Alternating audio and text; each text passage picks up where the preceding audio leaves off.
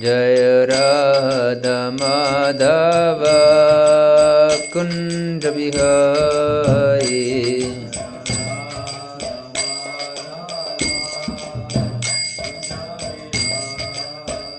Jai Radha Madhava Kunja Bihari.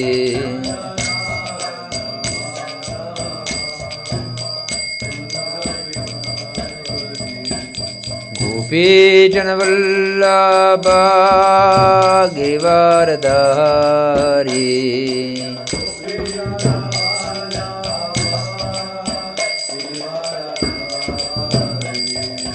Gopi Janavallabha Giridharidhari.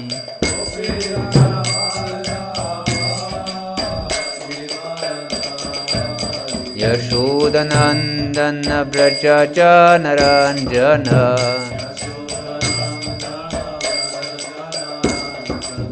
Yashodanandana Braja Naranjana.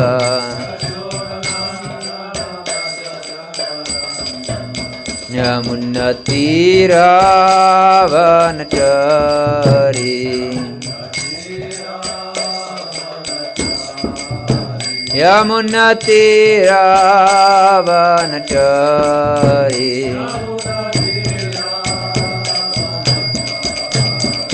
Jaya Radha Madhava Kunja Vihari.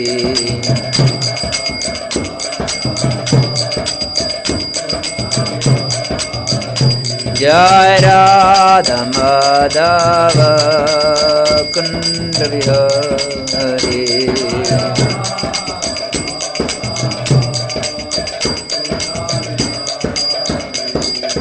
Gopi Janavallabha Giridharidhari.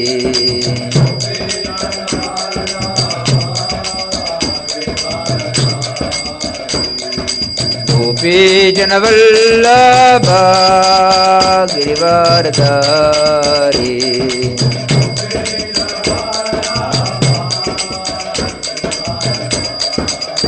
Yashodanandana Braja Naranjana.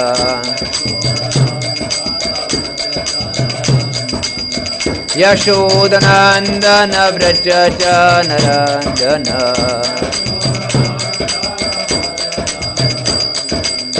Yamunatiravanachari. Yamunatiravanachari. Jaya Radha Madhava Kunja Vihari.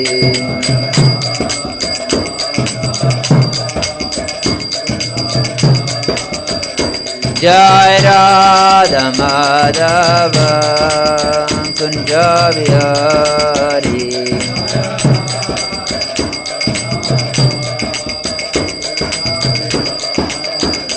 Hare Krishna, Hare Krishna, Krishna Krishna, Hare Hare. Hare Rama, Hare Rama, Rama Rama, Hare Hare.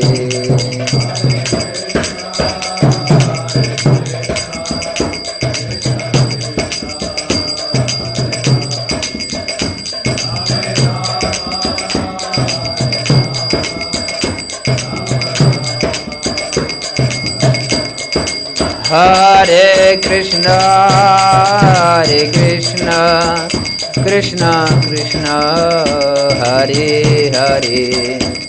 Hare Rama, Hare Rama, Rama Rama, Hare Hare.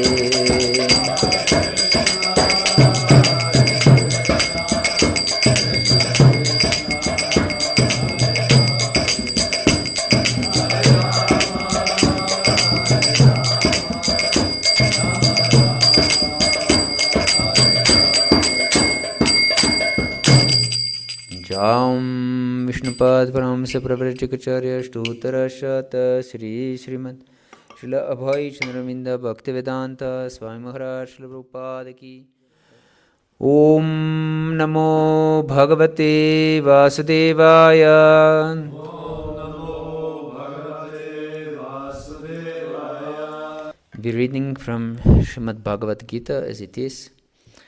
Chapter 2, entitled Contents of the Gita Summarized. Text 49. Durena hyavarang karma buddhi yoga dhananjaya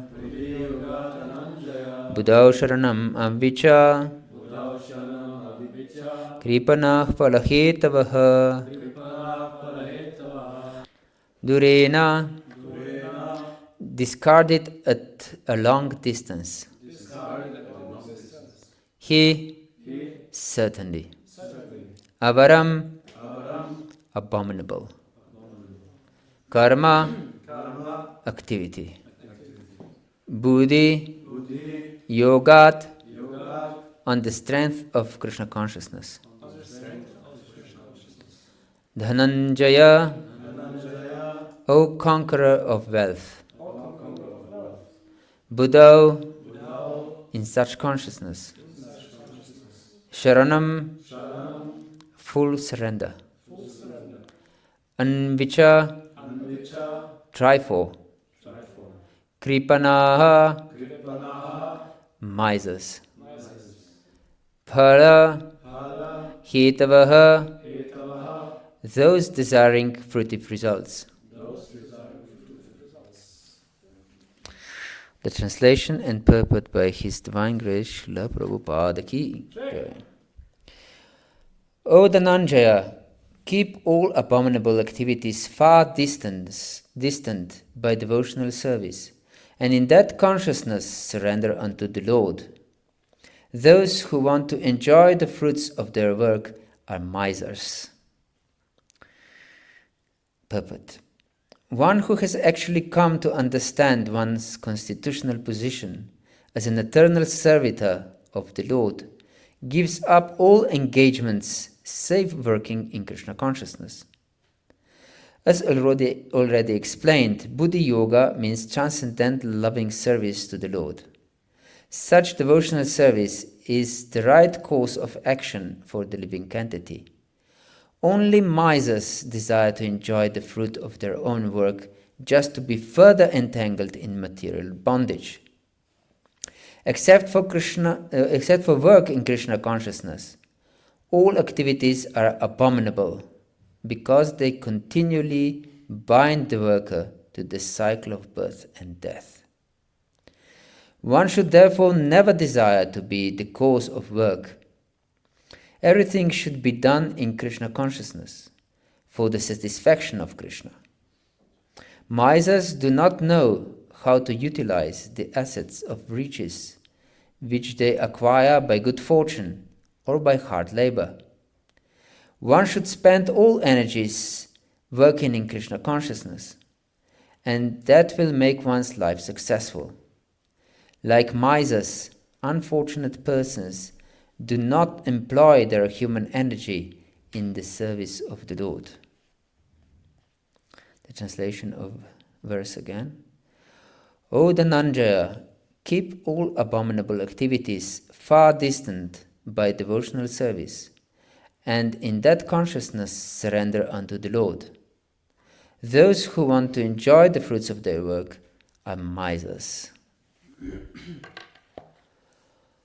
Om Ajnanatirandasya Gyananjana Shalakaya Chakshurun Militam Yena Tasmai Shri Gurave Namaha.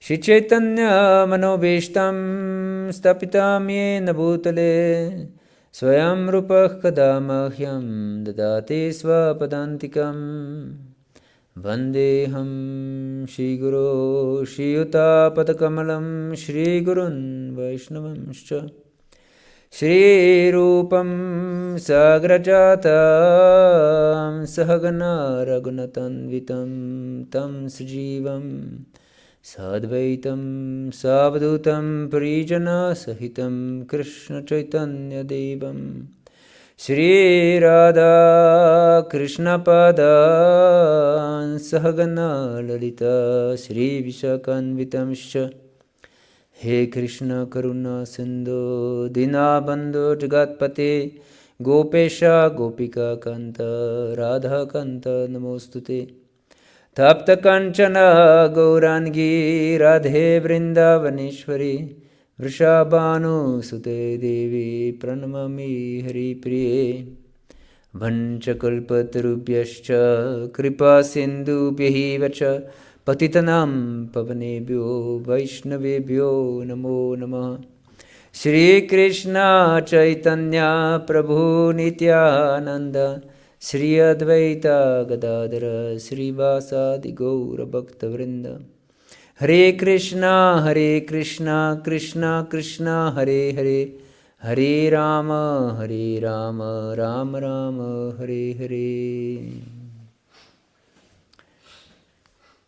Hare Krishna.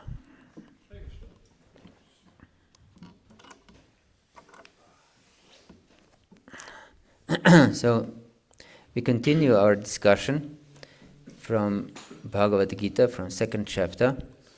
The section from the second chapter is the content of the whole Bhagavad-Gita. And so this is a section on bhakti-yoga. And Prabhupada explains in this purport, and he already explains that he already explained that this bhakti-yoga is actually bhakti yoga. And you work with intelligence, and intelligence means that you engage all your energy and everything you have for Krishna's satisfaction. And this is then confirmed in the whole, every chapter actually. This is the conclusion that one should surrender to Krishna and work for his pleasure. Yes, and in this verse is very interesting. Durena hyavarang karma buddhi yoga dhananjaya. That discard all abominable activities. And abominable activities, as explained by Prabhupada, are those which are not meant for Krishna's satisfaction, or they are against his will, or against his his likings. And we discuss in our seminar this Aparadha, and they are extremely this is extremely important knowledge, because they can completely block our devotional service. For example, Jiva Goswami in several places actually in his Sandarbhas, which are conclusive scriptures on our philosophy, and it is Jiva Goswami is acclaimed actually by all our acharyas as the greatest philosopher of all time. Yes. So we should know that what Jiva Goswami says is supported from every angle possible, because he cites for one of his statements, he cites unlimited Sastra and supports his view. Yes, from Srimad Bhagavatam mostly, but also from other Puranas, from Itihasas, from Upanishads, from unlimited Shastras. So he says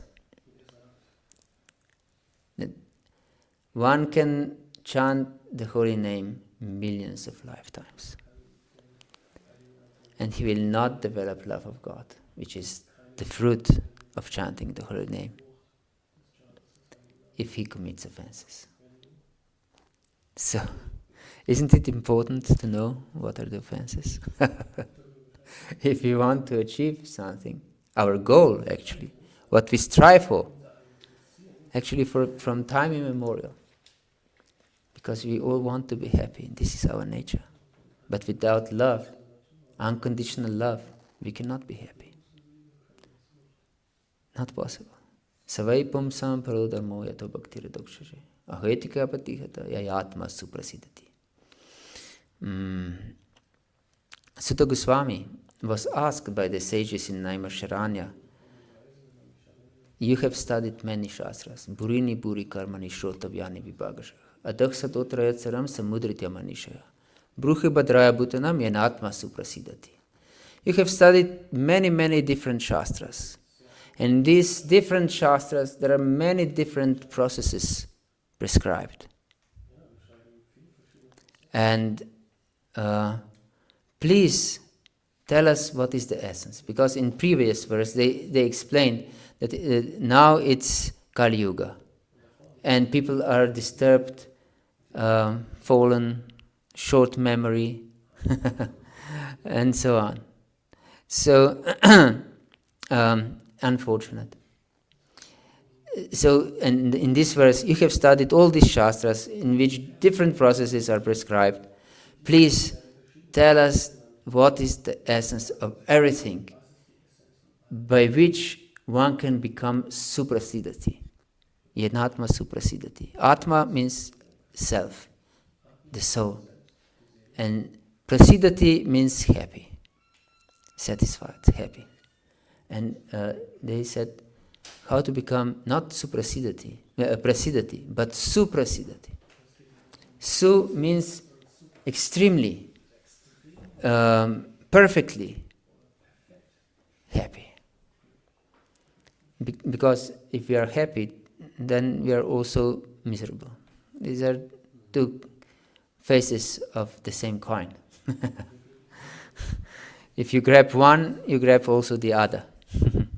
You cannot avoid.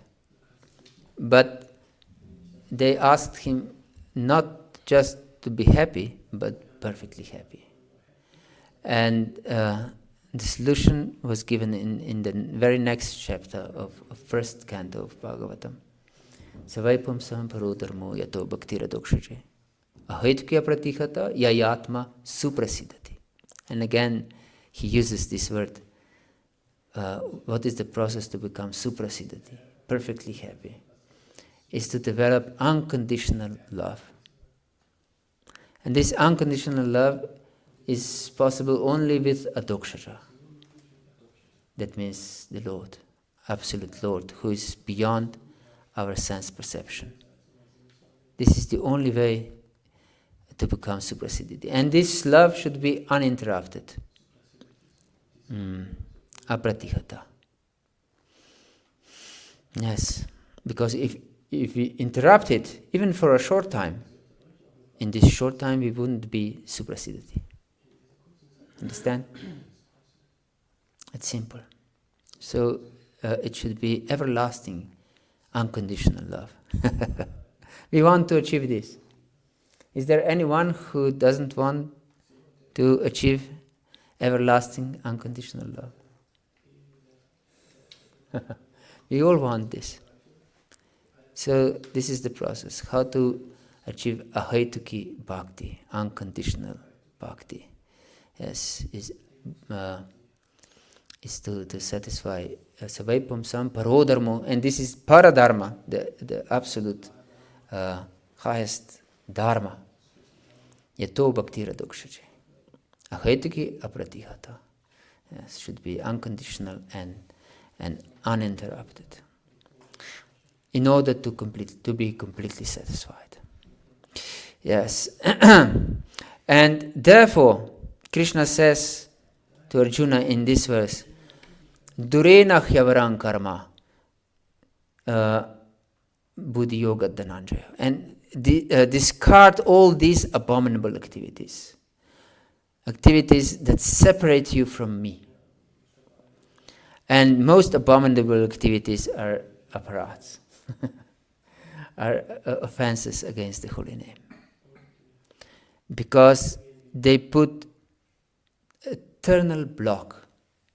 Bhakti-yoga is unlimitedly powerful. Bhakti is described, and there are 6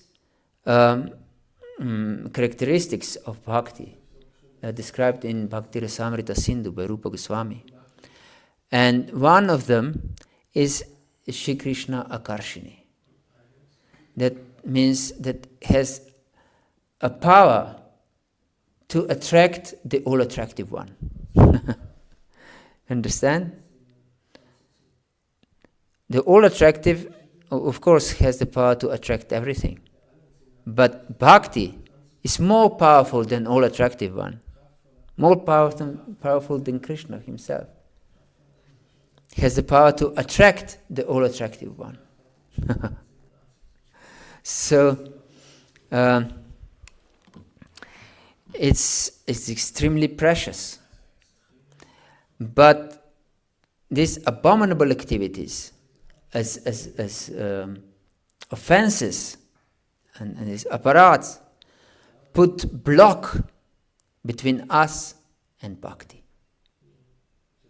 We may think that we perform bhakti, and we do perform actually, but bhakti-yoga, Bhakti Devi is offended, and she doesn't turn to us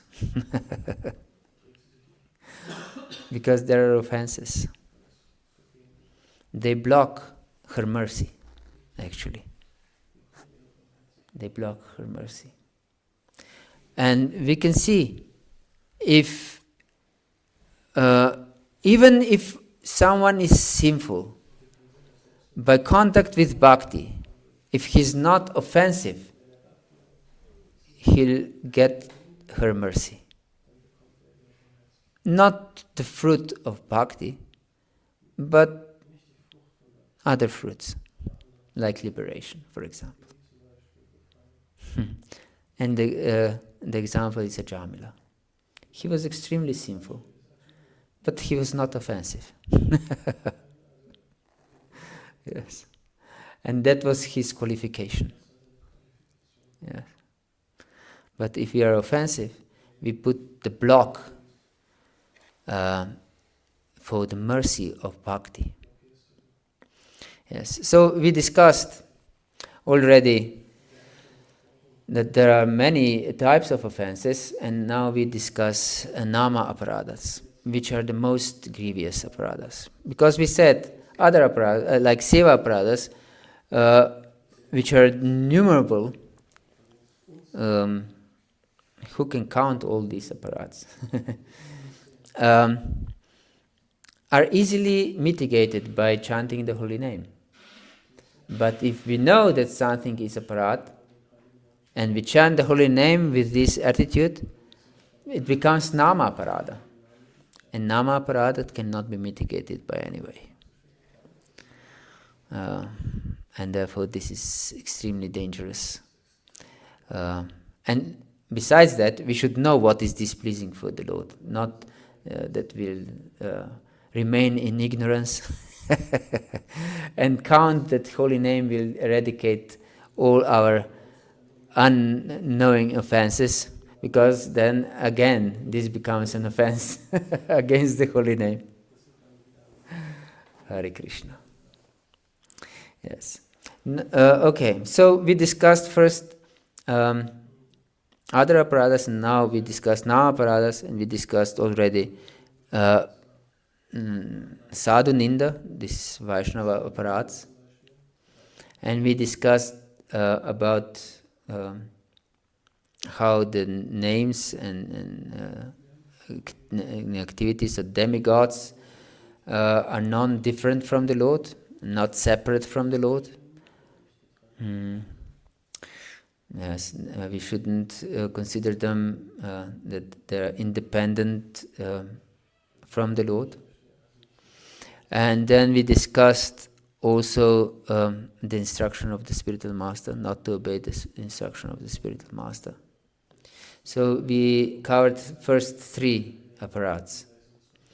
The fourth nama aparadha is to criticize the scriptures the Vedas and those scriptures which are which support the conclusion of the Vedas.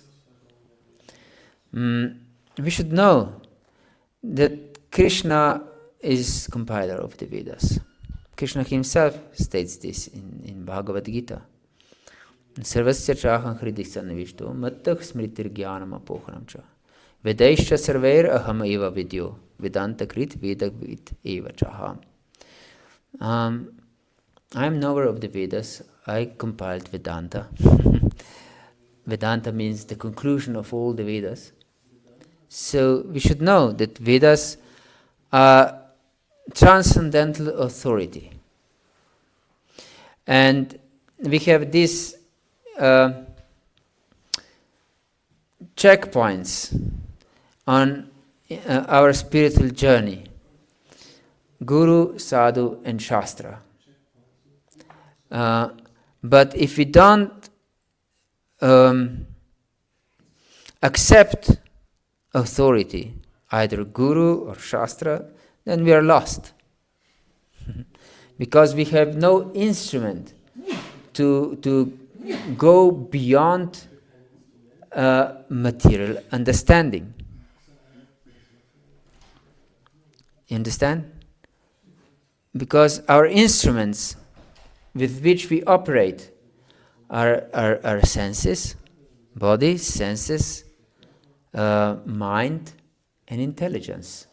We don't have nothing else on our disposal because we are a conditioned soul. And if we try to use these instruments to go beyond matter, it's craziness. It was something, if I would like to lift myself with holding my dhoti. It's impossible. Yeah. Impossible. So we should accept authority, but we should know who is the ultimate authority. And it is explained by Prabhupada and all our acharyas. The real guru, the bona fide guru, is one who follows Shastra, isn't it? And real sadhu is also one who follows Shastra. So, guru and sadhu, they follow Shastra. So Shastra is the ultimate authority. Yes. So we should accept Shastra. And we said that Shastra is meant for the benefit of all humanity. And is compiled in a way that enables every human being to gradually elevate their consciousness. Because not everyone is a devotee. Actually, it's extremely rare. Muktanam api siddhanam narayana parayana. Sudurlabhah prashantatma kutishvapi mahamuni. Among many thousands of liberated persons, muktanam api siddhanam, and of perfect people, narayana parayana, only the rare person. Sudurlabhah is, durlabha means rare. And sudurlabha means extremely rare. Yes. What means a perfect person? Perfect person in this connection means one who has completely controlled his senses and mind. And that doesn't mean that he's a devotee. Understand? And if he's not a devotee, that perfection is temporary. Yes. So, and this muktanam is also jivan mukta, which is also, it means that they're not eternally liberated. It's explained in 10th canto Srimad Bhagavatam that yen yera vidaksha vimukta maninas tvayasta bhavat avishuddha buddhaya aruhya krishna parampadam tatah patanti ato nadrata yukshmatangraha. That those who are not devotees and they're so-called elevated living entities, they're vimukta maninas. They think they are liberated. But they are avishuddha buddhaya, impure intelligence. Patanti ado, and they again fall down. Yes. So they don't achieve not even their own goal without bhakti, or if they offend bhakti. And they offend bhakti, for example, Mayavadi, Krishna Aparadhi. That means, why he's Krishna Aparadhi? Because he doesn't believe that Krishna is eternal personality of Godhead, beyond any influence of Maya. They have the idea that Brahman is Nirvishesha. And we pray to Prabhupada, Nirvishesha Shunyavadi Paschatya Deshatarni. That you have delivered the Western world from this Nirvishesha idea. That he is Nirguna Brahman. This Brahman is without any quality. But Bhagavan, they accept Bhagavan, but they said that Bhagavan is Saguna Brahman. Brahman with material quality. And they accept that he's perfect, absolute being, but not beyond matter. Because they think that he has sattva guna, that he's composed of sattva guna. Yes. And this is an offense, because the Lord is completely transcendental.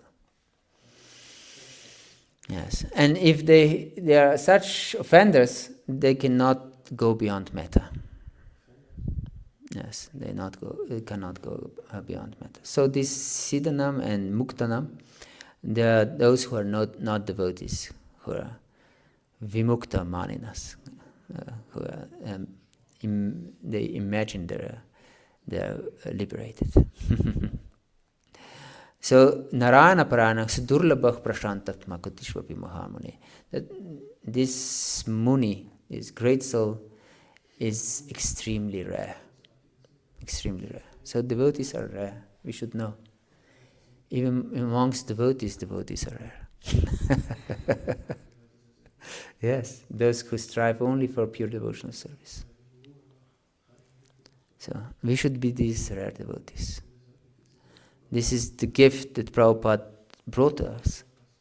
He said that there are enough other religious groups who propagate something that is not pure devotional service.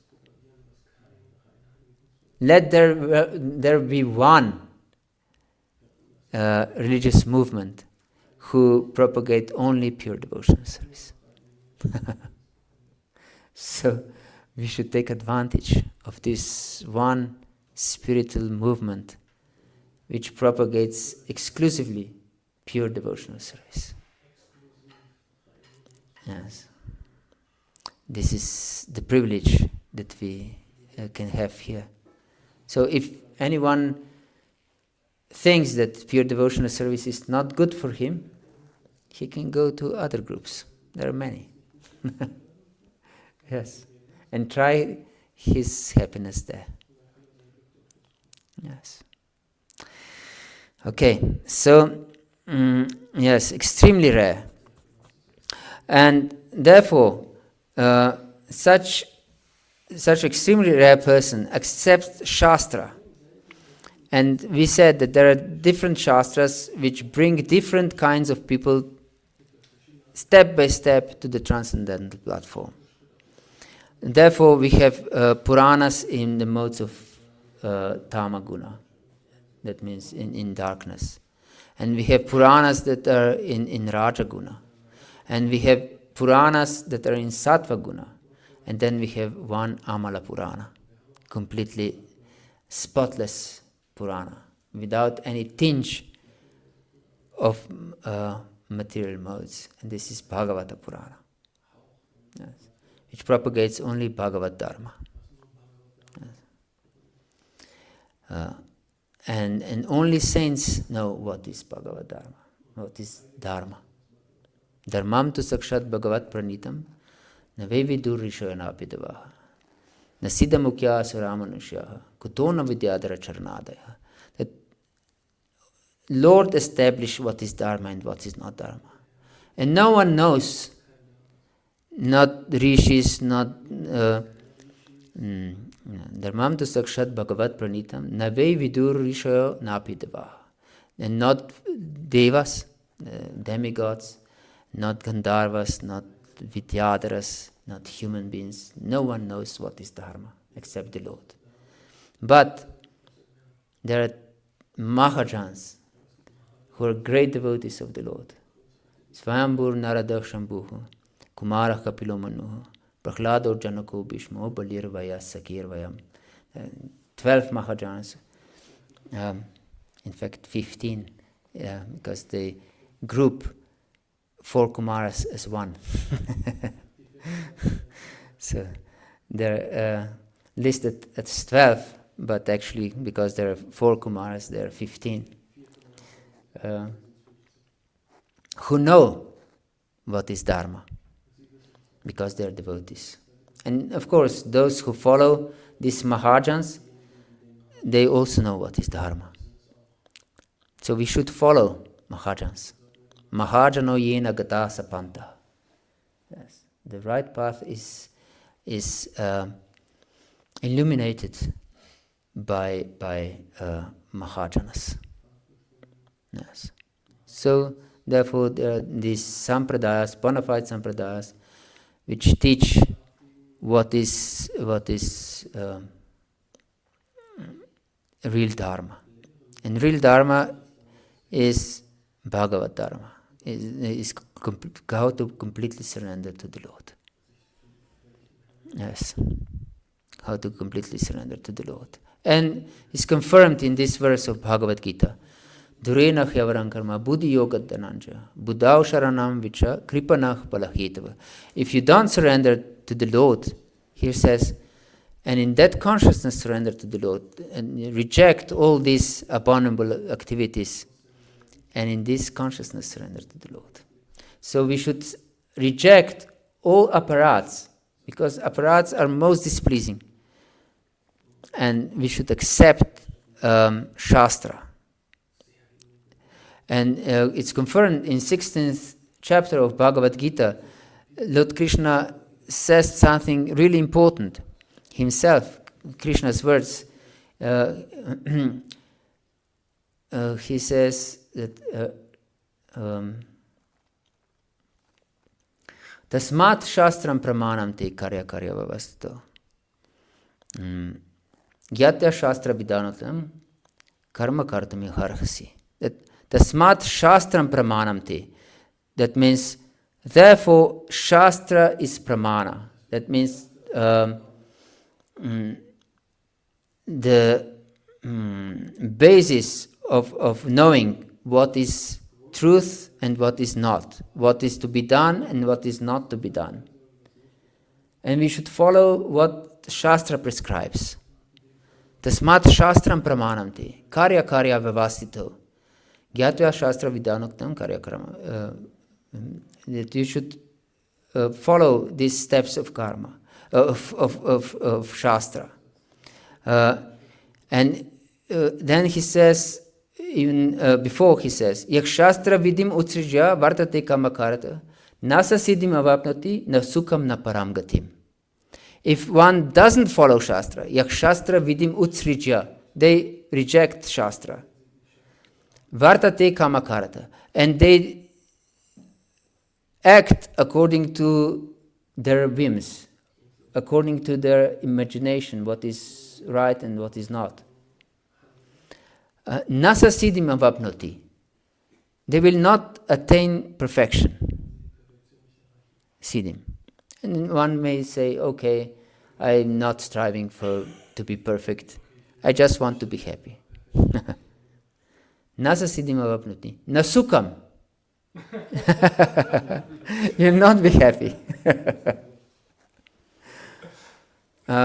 Okay, I'm not trying to be happy. I just want to go back home, back to Godhead. Na param gatim. No, you will not achieve param gatim if you don't follow Shastra. That means you will not go to the spiritual world. You will not attain the highest perfection. Yes.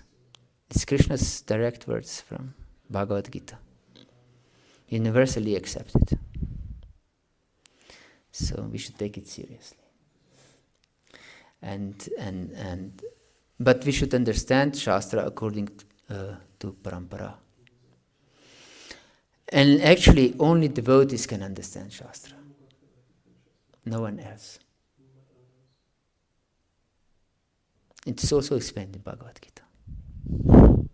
Saivayam mayatadya yogak proktah puratana. Bhaktosi me sakachati rahasyam hitatutama. That I'm explaining you this eternal knowledge. Yes. Yogak proktah puratana. This yoga, how to connect with me, how to connect with the higher purpose. And I'm telling you this rahasya. Rahasya uttama. Uttama means, tama means darkness. And uttama means beyond darkness. I'm telling you this knowledge which is beyond darkness. This uttama rahasya actually. This rahasya means secret. This is secret knowledge. This is open secret. Available to everyone. But this is secret because they don't understand. And who is able to understand? Bhaktosi me sakachiti. You can understand. Because you are a devotee and my friend.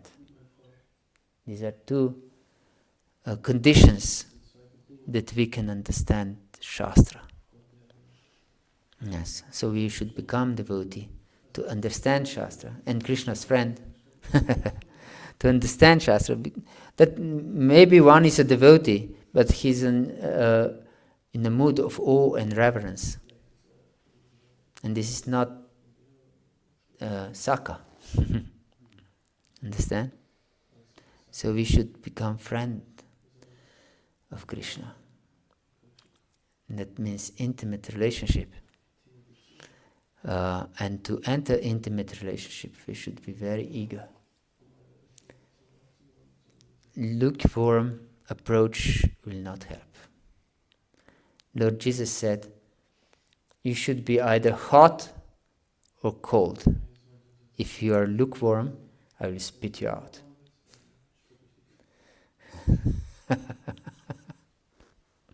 So, don't be lukewarm. Yeah.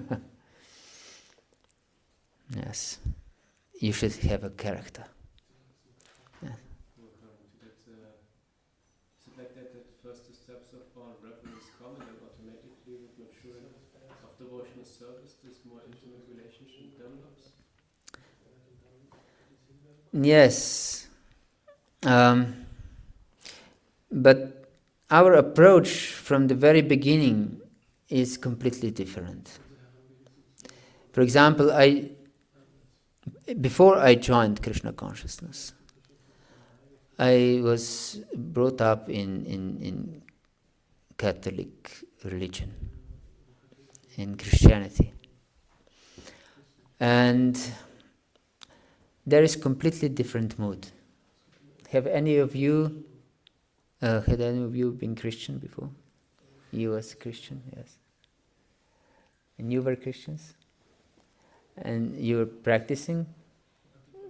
You prayed? And go to church regularly? No?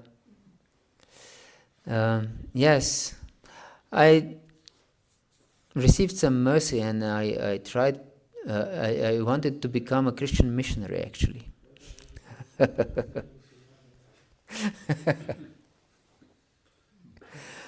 And Yes. And I know that this mood, prevalent mood, is completely different than in Bhakti Yoga. It's how to say, it's, this music is very reverential with and so on. But here you hear bhajans and like love song, isn't it? So it's completely different mood. Although this Christian music can be extremely complex. For example, you have great composers like Bach and and others who wrote really, really complex music for glorification of the Lord, but it's completely different mood. The simple kirtan is much closer to Krishna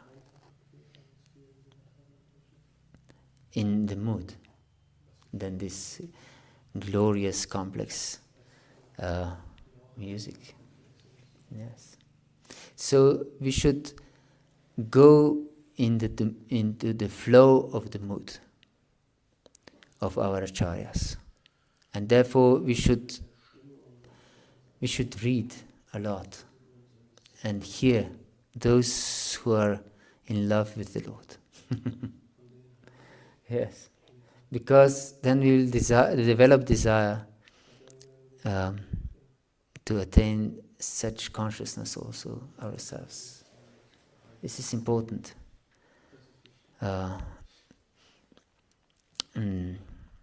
Therefore it says, sadhu sangha sarva shastra hoy. Lava matra sadhu sangha sarva siddhi hoy. It's important to have at least a fraction of a moment of association of real sadhu, because by his association we'll develop certain attitude, certain desire. Yes, so maybe of course when we join, when we begin our spiritual journey, we don't have developed this mood, but we have at least desire to develop such a mood. Understand? And having a desire, strong desire for certain mood, it's already part of our existence. Understand? Because we desire it, it's part of my conception of God. Because in Christianity, as I know it, at least majority, maybe there is some extremely rare person who has other understanding, because, for example, the Saint Francis of Assisi, he had extremely different perspective than other Catholic Christians. For example, he explained different rasas with the Lord, which is very rare to be heard in Christianity.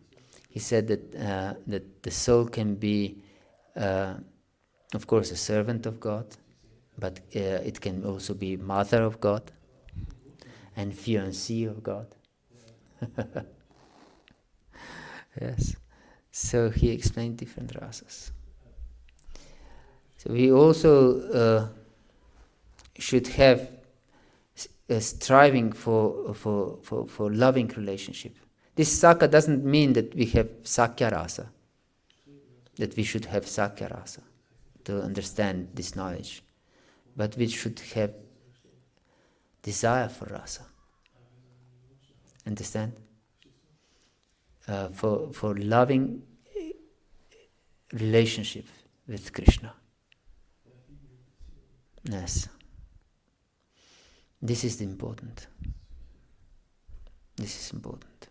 Yes. So then Shastra becomes very intimate, our intimate companion, because it's all about our lover. And everyone loves to read about his lover or her lover. If we really love someone, or at least we strive in this direction. Yes. So if we blaspheme Shastras or criticize Shastras, then it's great aparadha, great offense. So we should not commit such an offense. Then the next aparadha, this is fourth, that was fourth aparadha. The fifth aparadha, or offense, is also counted as one of the most grievous offenses possible. It's called artavad. That means that we think that these glories of the holy name described in Shastra and by saints is just an exaggeration. Because in the Vedas there are different artavadas, different just glorifications, which are not exactly true. And they are meant for the benefit of fallen people. For example, it is explained that by drinking somarasa in the heavenly planets, you will live eternally in heaven. Which is not true. We know. This is artavad. And so, if we think that the glories of the holy name is same kind of artavad, just to enthuse people to chant the holy name, this is one of the most grievous offenses. So we should be very careful not to commit this artavad, because everyone practically is full of offenses. Otherwise we would be in complete ecstasy all the time. Yes? The differentiation in reading the Shastra, to which we could say is artavad and which not, is through hermeneutics, or which kind of method to really understand when it's an exaggeration? We should know the conclusive statements of Shastra. And conclusive statements are made by Krishna himself and by his devotees. Yes, because devotees are able to understand. We supported this from Bhagavatam and from Bhagavad-gita, which are universally accepted as authoritative scriptures, and from Upanishads. These are, and from Vedanta Sutra actually, and Bhagavatam is natural commentary to Vedanta Sutra. We understand what is conclusive statement. Understand Siddhanta. Therefore, Attato Brahma Jigyasa. We should inquire about absolute truth. We shouldn't be lazy. Vedas don't support spiritual laziness. They urge us to achieve perfection. Atato Brahma Jigyasa, says Vedanta Sutra. Jivasya Tattva Jigyasa is in Bhagavatam, 2nd chapter, first canto. And then in 2nd canto, it's said as one of the Chatur Shloki of Bhagavatam. Yes. Evatat eva jigyasan tattva jigyasanatmana. Anvaya Vyatirikabhyam Yat Yat Sarvatra Sarvada. That we should inquire about absolute truth at all time, directly and indirectly, and in all places and circumstances. We should search about absolute truth. And this is the process. This is one of the Chatur Shloki of Bhagavatam. This is explanation of Abhidhaya, of the process to attain perfection. So we shouldn't be just satisfied with non-conclusive statements. So we should know what is conclusive and what is not. From Guru, Sadhu and Shastra. Yes.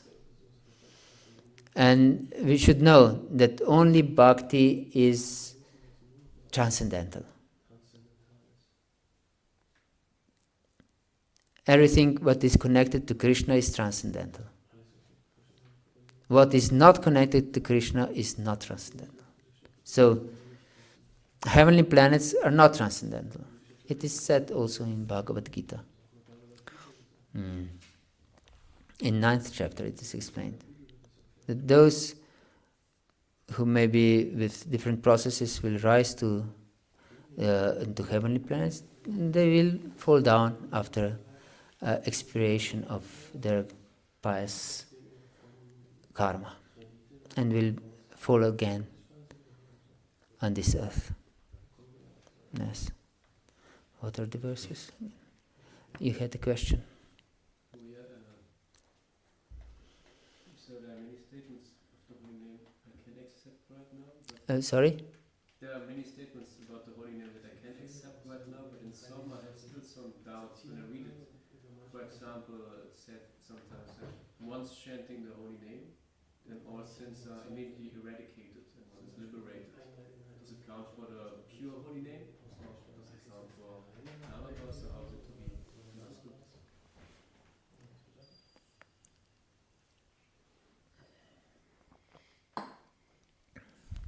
First we should understand that the holy name is completely pure.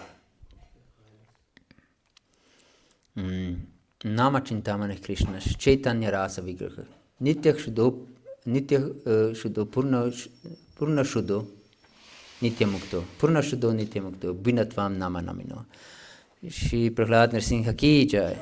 It's Purna Shuddha, completely pure. There was not a time, and there is not a time, and there will not be a time that holy name wouldn't be pure. It's absolutely pure. What is impure is our consciousness. Understand? Our consciousness is impure. So whenever we chant the holy name, it depends on our consciousness. If we have offensive consciousness, then the power of the holy name will not manifest. And this is usually the case.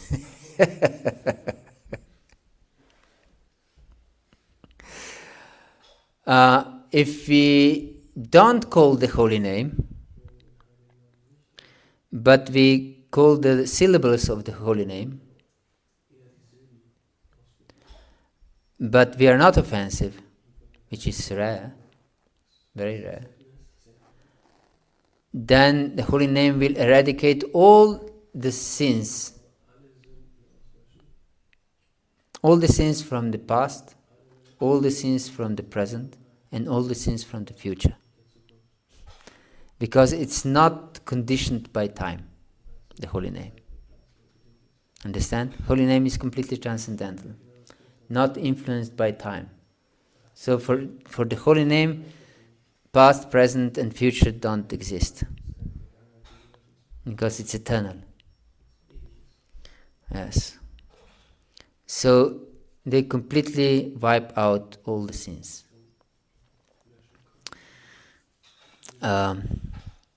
But not if we are offensive. Then we don't have the mercy of the holy name. Then we may get some small benefit like material enjoyment.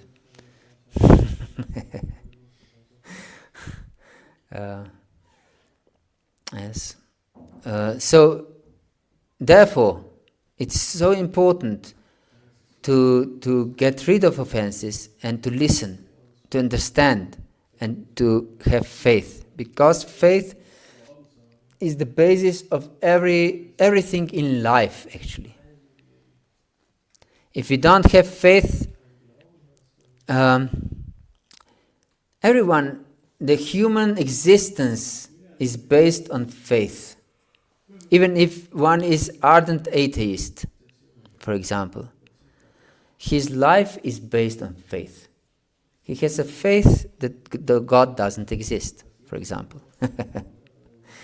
He has a fanatical faith in this, because nothing substantiates his faith. Not even there is Shastra on this topic. So it's just blind faith. And everyone else has faith. For example, I bought a ticket to Ljubljana online. I had faith that this is bona fide, and if I buy a ticket here, I can go with a certain train. I believe that the train will go from Basel, and I will have to change the trains a few times. And it is said in which place, at which time. And I have faith. I don't have experience because it's not happening yet. Understand? So everyone's life is based on faith. Whatever we have learned in school is just based on faith. No one performed any scientific research if this is true or not, what we were taught in school. So we didn't apply scientific knowledge to check if this is true or not. So everyone just blindly accepts what he was taught in school. Even atheists, even so-called faithless people, their life is completely based on faith. So we should have faith in something substantial, and something substantial is Shastra, which is eternal, thousands and thousands of years established as absolute truth.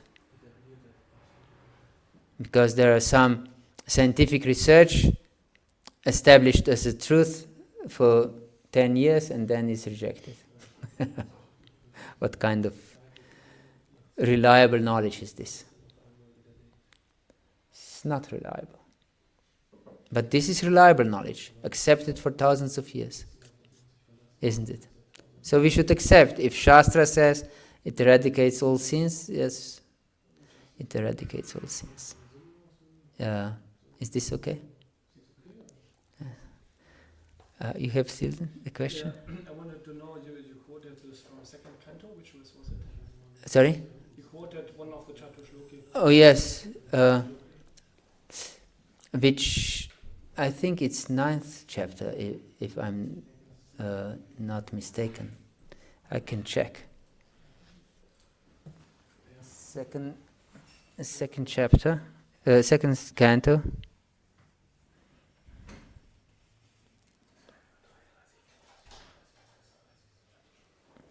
You know by heart?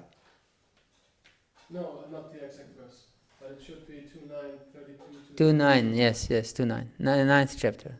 Which verses? 32 and 36, I think. 32 to 35.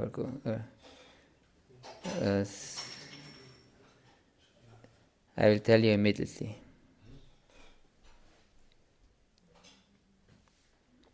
From 33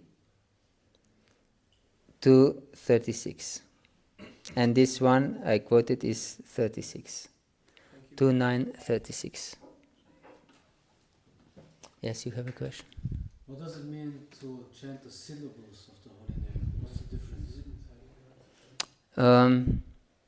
Yes, if we chant just, that means that we have something different in mind than Krishna when we chant the holy name. For example, Ajamila, he was calling for his son.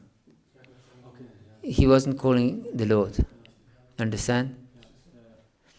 And therefore, this was not the holy name. It was Nama Abbas, semblance of the holy name, or shadow of the holy name.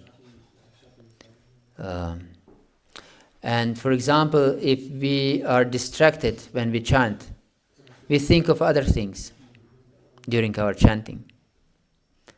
And this is, of course, we pronounce the holy name with our tongue, but our consciousness is somewhere else. So actually we don't call Krishna. We call something else in our life. Because where our consciousness is, this is what we are calling actually in our existence. Yes. So this is also Namabhas, because we don't call Krishna actually. We call other things in our life, in our heart. Yes. So we should call Krishna. Yes. We should consciously call Krishna when we chant the holy name. Yeah. And then its pure name can shine through our consciousness. Yes.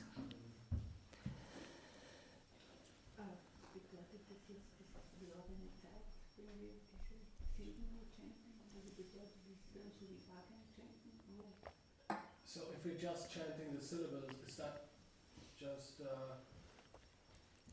time spent uselessly? So doesn't it do anything if we're just chanting the syllables? If we strive to chant properly, then it's not useless. Then it's very beneficial. Because Krishna will guide us and purify us by contact with Him. Even though it is maybe just Namabhas, because we think of other things, but we strive and we try again and again and again. And this is instruction of Lord Krishna in 6th chapter of Bhagavad-Gita. Yato yato nishrati manashchanchalam astiram tatas tato niyam etat atmaniva vasham nayet. That whenever mind which is flickering wanders away, one should control it again and again and again. And therefore Krishna knows mind is very restless. So if you follow this instruction of Krishna and try to control your mind again and again and again, then you follow Lord's instruction, and this is Krishna will be happy with your endeavor, and therefore he will purify your heart because you strive according to his instruction. But if you know that your mind is wandering and you purposefully are distracted because you're boring just focusing on the holy name or something, then this is an offense. Understand? Hare Krishna. Yes, your question was answered. Okay. Okay. The Mahamantra, does it contain all the rasas? It feels to me mostly very neutral or in the servant rasa. It is explained in 3rd canto of Srimad Bhagavatam. Tvam bhakti-yoga paribhavita hrit-sarojam aseshu tikshitapato nananata pumsam yatyadhyata urgaya vibhavayanti tatatva puh pranayase satanugrahaya. And this is the key to understand all conclusive statements. That in whatever rasa, whatever relationship you turn to Krishna, Krishna will reveal according to your desire. So if you approach Krishna in neutrality through Mahamantra, Krishna will respond accordingly. And this is confirmed also in the 4th chapter of Bhagavad-gita. Ye ata mam prapadante tam stateva bhajamaham. Mama vartmanu varnate manushya varta sarvasha. As one surrenders to me, I respond accordingly. Yes.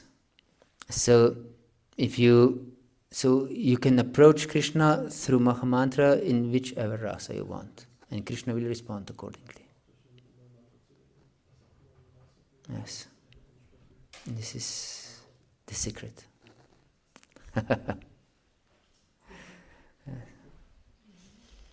Hare Krishna. So, yes, so far we discussed criticizing of Shastra. And next offense we discussed now, the 5th offense is not having faith in the holy name, actually. And that we think that the holy name is just, this glorification of the holy name is just exaggeration, is artavad. So we shouldn't commit this offense.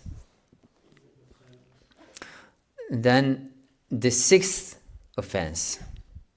The 6th offense is to interpret the holy name according to our whims. And that we say, yes, the holy name is good for health, for mental health, for example. Of course it's good for mental health, but this is extremely insignificant side effect of the holy name. It's good for all our existence, actually, on every level of existence. Yes. Have you heard about this research? One Japanese scientist did with the water, with the crystals of water. You have heard. Anyone else? Yeah, you know, many of you. He took different waters from different places, and he took also some water from ordinary tap water, and certain and he discovered that the water from the source in some mountains, which was very pure, these crystals of this water were extremely beautiful. Some polluted water, crystals of polluted water were very, very ugly. And then he exposed water to different energetic sources. For example, if there were some classical music in the glorification of the Lord, the crystals were very nice. If there was heavy metal, the crystal was completely demolished. So and so on. And if the water was exposed to such thoughts as "I hate you," it was also very ugly. This crystal of water. So we can see how much has a different type of energy, of some energetic vibration influence on matter and on consciousness, of course. For example, our body is made of 70% of water. And such gross things have such influence on water, what to speak on such transcendental sound vibration as a holy name. So we should be exposed to this sound vibration of the holy name. Not for material benefits, of course, but for the eternal benefit of Krishna Prema, love of God. Yes? How can I rise to the stage where I sincerely repent my offenses?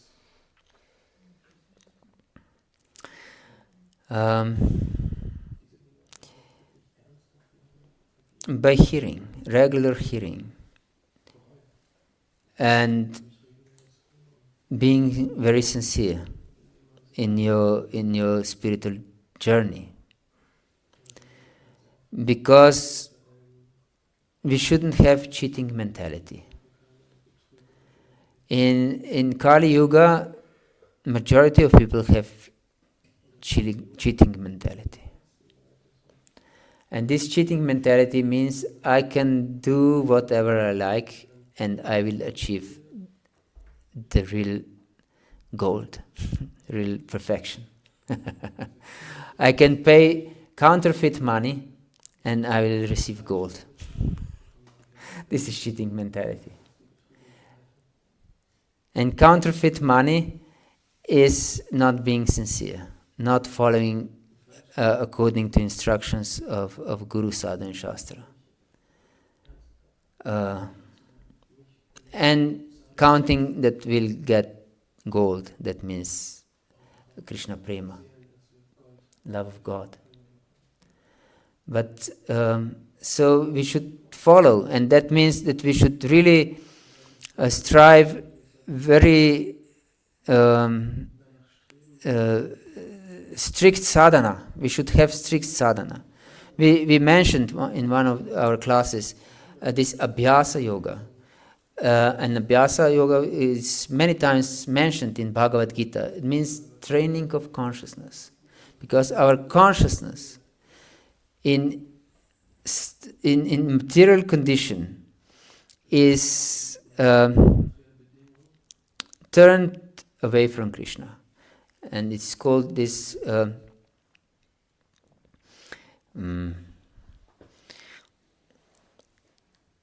this duratma, those who are not devoted to Krishna. And our consciousness is conditioned.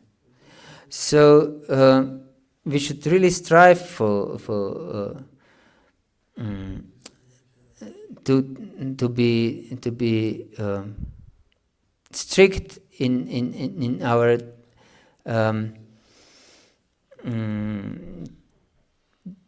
drill of consciousness. It should be like a military drill of our consciousness, because in Slovene we have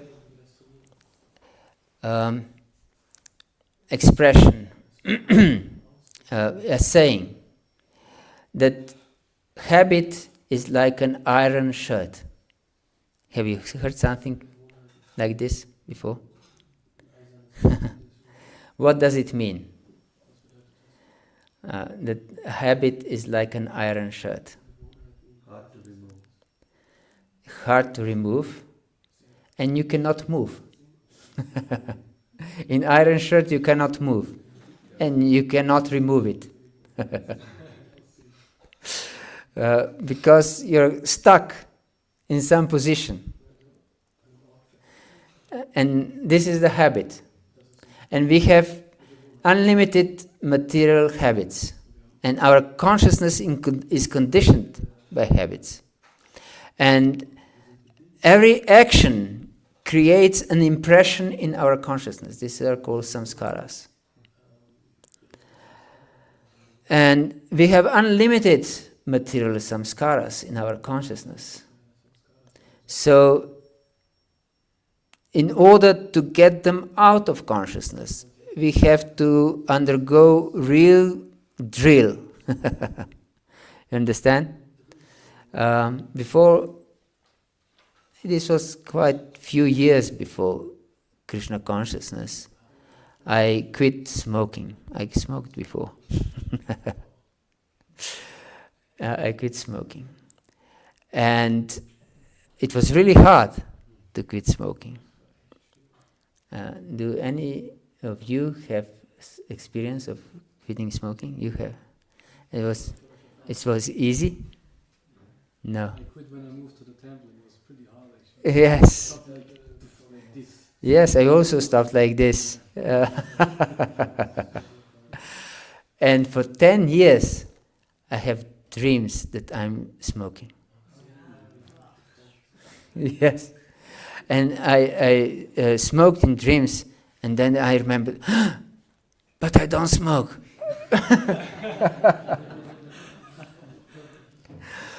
And I'm smoking now. Whoa, what I'm doing? 10 years. Can you imagine? 10 years after I quit smoking. And in the beginning, whenever I came, I start to search where are my cigarettes. Yes. It's so deep, these impressions in our consciousness. So deep. This is one example, but there are unlimited impressions that we don't even know that they are there. We notice them when, for example, we come in completely different environment with cultural shock. That we are shocked how these people are living completely different than we do. Then we are awakened a little bit from that there are certain conditioning in us, because we don't see our conditionings. We think that we are completely natural like this, but these are all conditionings, and you can hear. I believe that there are many different dialects in Germany, and so certain people from certain environment, they speak differently than from here, for example, isn't it? So you can see, just to be born in certain village, you're conditioned in certain way. Even in your speech is conditioned in certain way. So there are unlimited conditionings, and therefore the only way is to drill in our heart spiritual consciousness, spiritual impressions, spiritual samskaras, again and again and again, on daily basis. And then, and we read Shastra, and we read our acharyas. This is really important. This is question. This answer for your question. We should read the mood of our acharyas in their songs, because then with their mood we will develop longing for Krishna. We will develop longing for Krishna, and only with longing for Krishna we can progress. This is the only price we should pay. This ardent desire.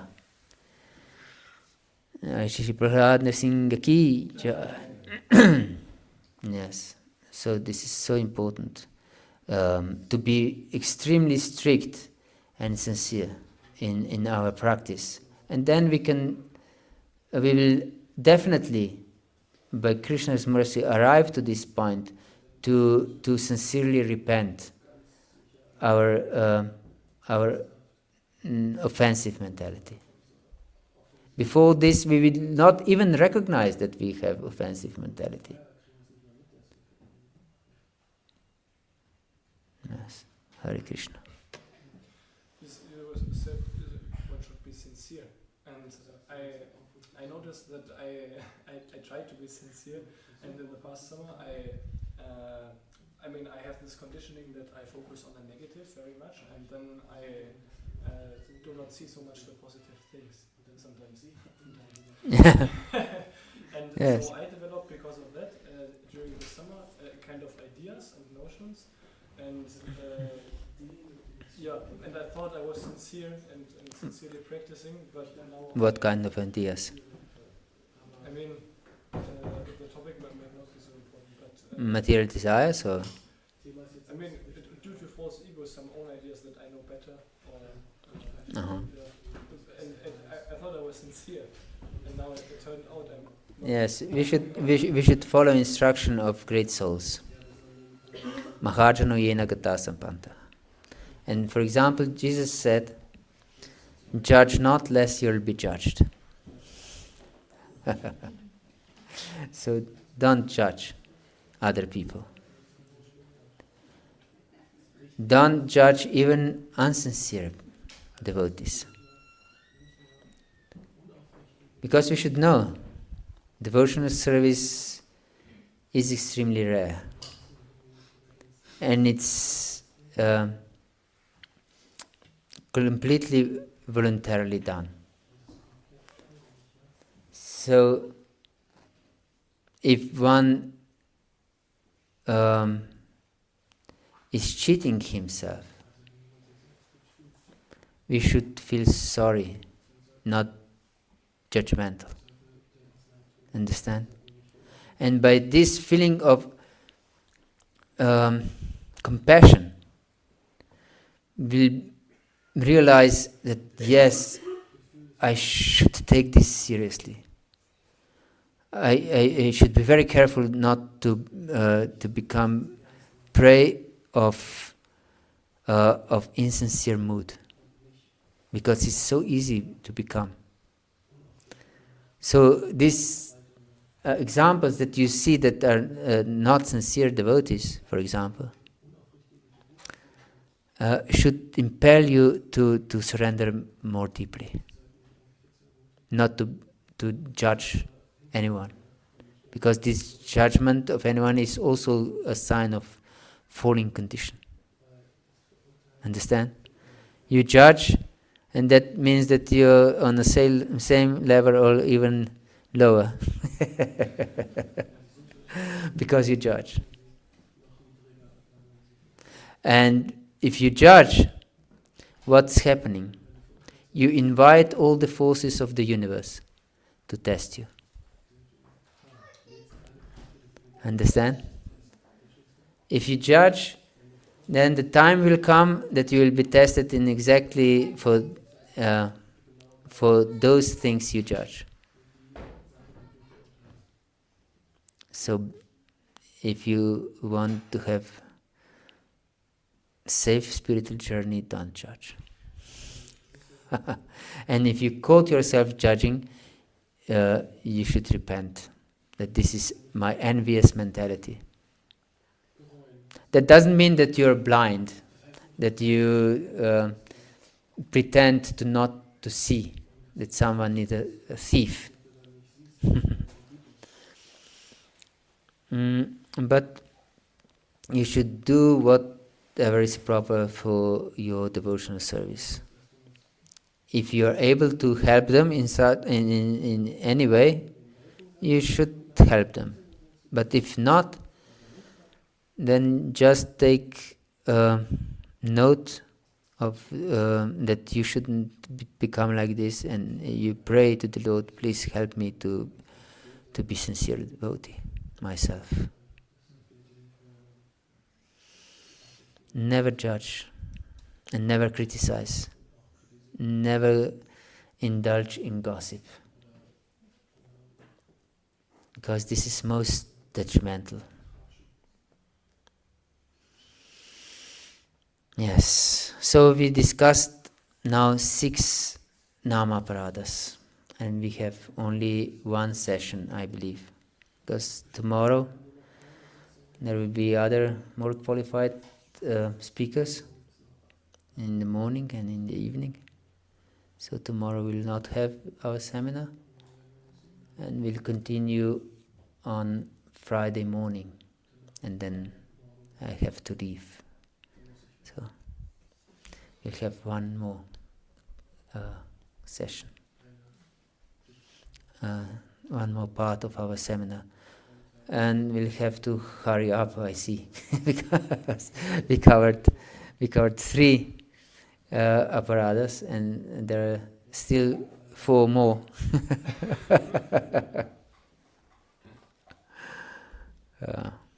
Okay. Anything else, or we should stop?